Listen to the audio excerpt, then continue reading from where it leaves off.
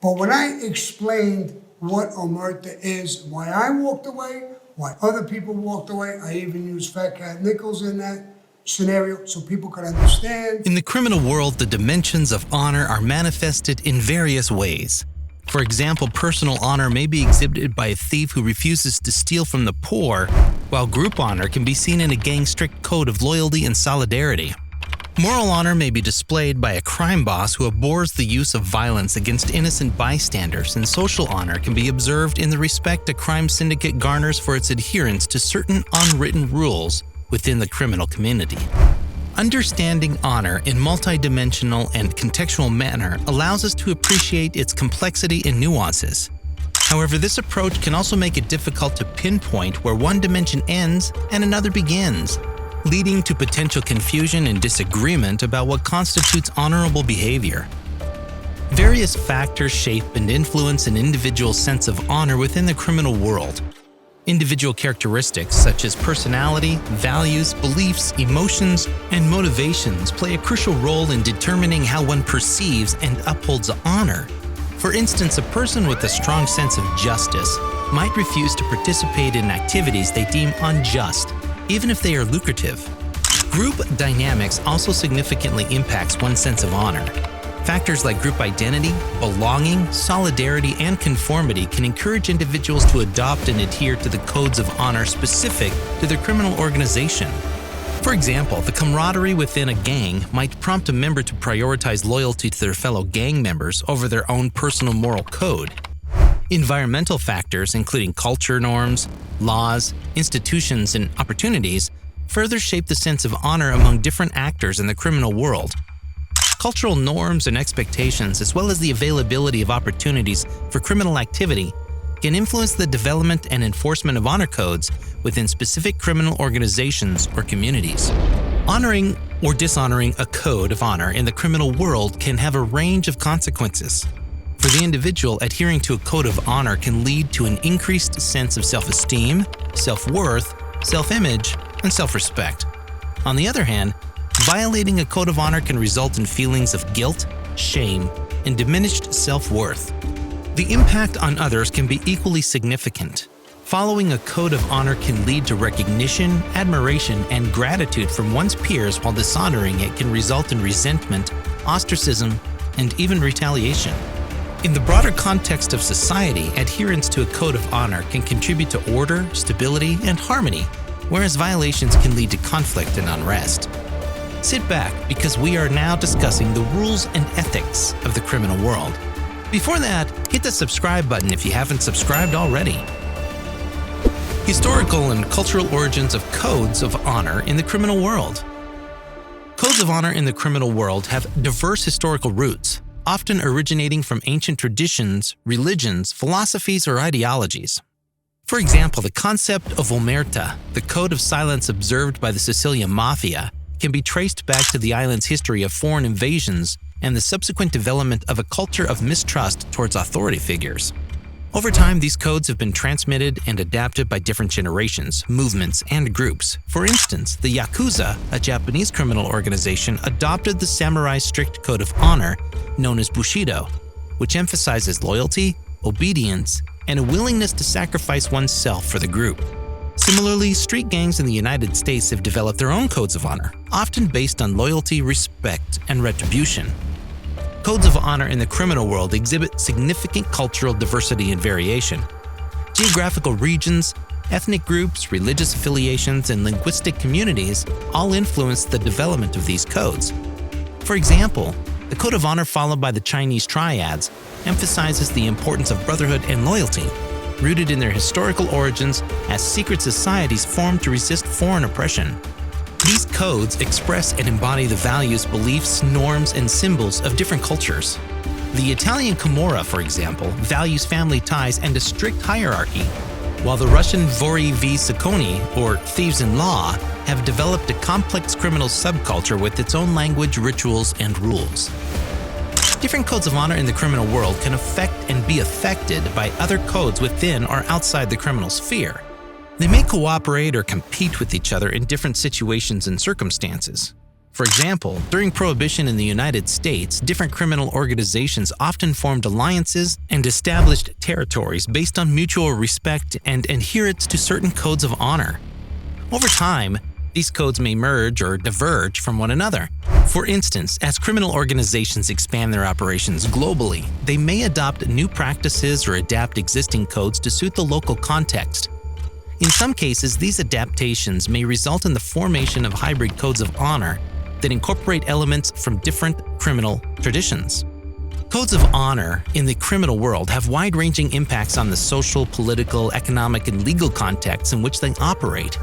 In some cases, adherence to a code of honor can contribute to social order and cohesion by providing a framework for resolving disputes and establishing hierarchies within the criminal community.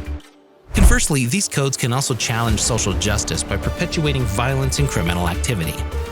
In the political realm, codes of honor can both support and resist power structures. For example, some criminal organizations may cooperate with political authorities in exchange for protection of preferential treatment, while others may actively oppose and challenge political regimes. Economically, codes of honor can create or destroy opportunities, resources, and welfare. By adhering to certain codes, criminal organizations may be able to access lucrative markets and maintain a steady income stream. However, these same codes can also contribute to the destruction of communities and economies through illegal activities such as drug trafficking, extortion, and corruption.